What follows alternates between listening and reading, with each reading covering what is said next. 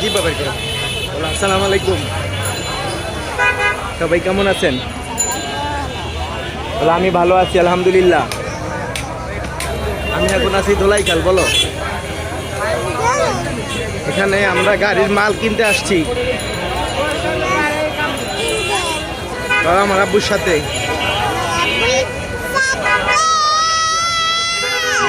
বলো, আমার আব্বু গাড়ির মাল কিনবে, সবাই দোয়া করেন।